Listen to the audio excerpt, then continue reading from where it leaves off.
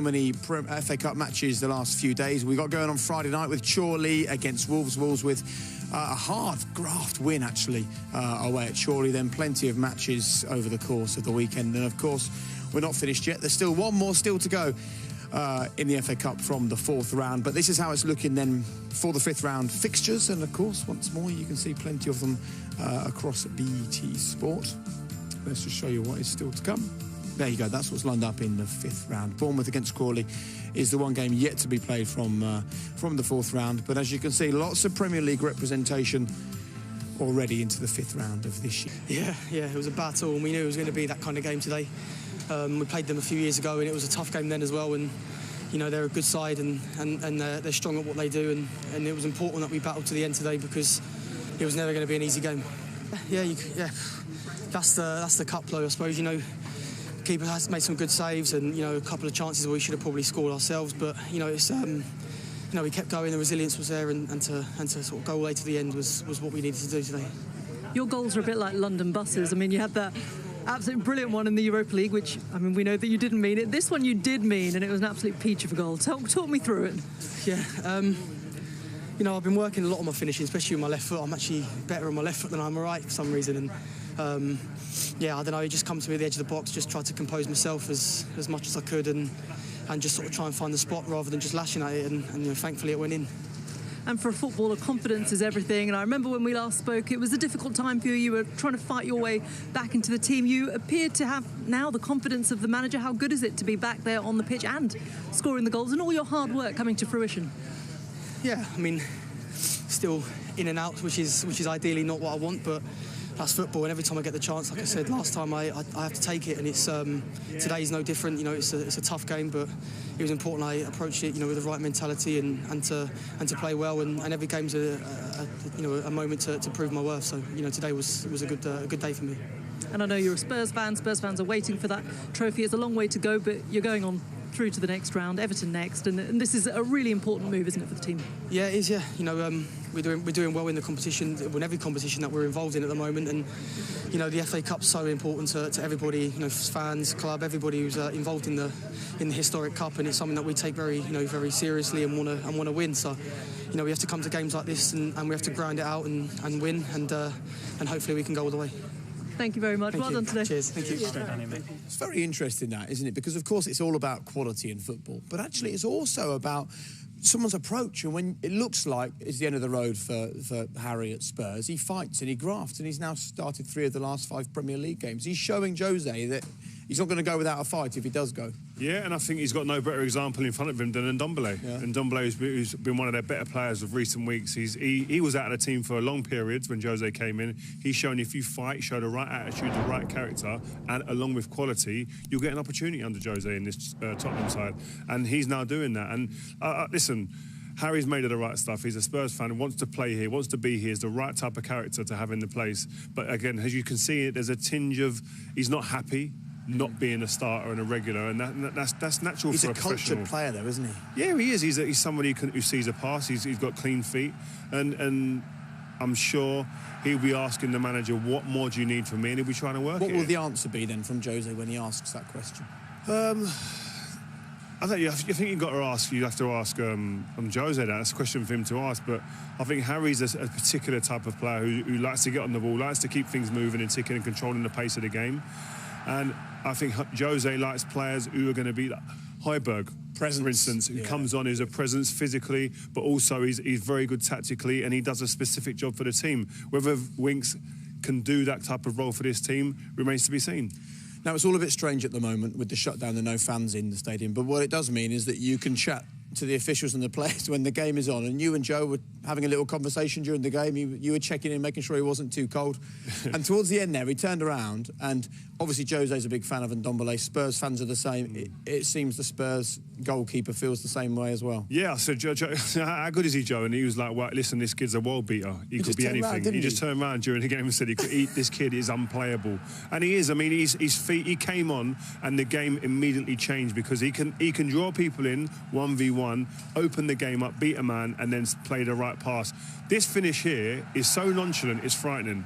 Side foot, cut across it a bit, You see the ball kind of spin the other way because he just cut across the ball. It's a beautiful strike, but done with such nonchalance that it just seemed like it's... Look at the skill here. The studs, rolling the ball, the studs. On the move, look at this. Double chop, chop, chop, bang. The two defenders have been put all over the place. One's left the stadium, and then he whips it near post. It's the keeper, don't know where he is. I mean, this guy, in terms of individual brilliance, has shown why Jose Mourinho has persevered with him, because the talent is endless. Joe looked up at you and went, you just can't tackle him. No. And it's true, and it shows so much about his resolve as well. That, you know, he looked out the picture, as you say, and fought his way back in. And Jose needs this from these players, because I think the starting 11 tonight was not the starting 11 he would pick for a big Premier League game. Are they changing his minds or not? I wouldn't say there's anyone's jumped out at him. I think he knows what Gareth Bale can do. He needs to see it more often and them individual moments to change games. He knows that he's capable of doing. But I think the starting 11 picks itself, and I think Jose will be trying to build on that in the coming windows to try and consolidate and solidify the bench, and so there's more impact that comes off of that bench. I mean, Lucas Moura today, I thought was in moments was very good too. Okay, I'll tell you what. Let's see what Jose thought of the game this evening. Here he is. He's with Reshmin now. Jose, congratulations making it through to the next round. It was one of those games where you really had to fight it out. Maybe the result doesn't reflect the game itself. I knew it, that the game could be difficult.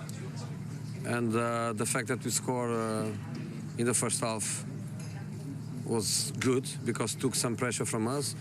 But the way they play, they can score from nothing. They can score from a throw-in, they can score from a corner, from a long ball. So you have always the danger in there. In the second half, we were super dominant. We had lots of chances. We start finding some spaces. The people that come from the bench, of course, fresh, they brought some intensity and quality to the game. But we were not scoring. But in the end, how frustrating is that when you're sitting there on the touchline? You know, the feeling is, especially against a team like them, you are dominant, but the threat is always there. So you have always that feeling, but at the same time you have to trust the players. I believe if the game goes to extra time, would be, of course, bad for both teams. But with the fresh players that we put in the second part of the game, I believe that would be even more difficult for them to handle us. But was very good that Wing scored that goal that put us through. And, you know, you talk about, thank goodness it didn't go to extra time, because that's really not what you wanted. But then you had players like Ndombele, who came on and scored those two spectacular goals as well. How much of a difference has he been this season? What has he added to his game, to the team? You know, he's very creative. He's one of these players that he can break the balance. And, of course, they tried to get him man against man. Number 18 was man against man with him, but he's always this kind of player that he can break that. So if in the top of that he can score a goal for us, even better. But I'm happy with the players, because the attitude was good from the first minute. Even having some problems with them, the attitude was very good. Then the players that I brought from the bench, they come with the intention of giving something to the team. So overall, I think was a good squad performance and a good result for us.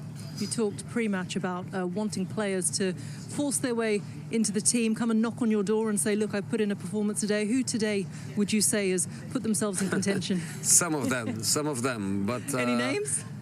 You know, I think was Steve Sidwell that chose Harry Winks man of the match.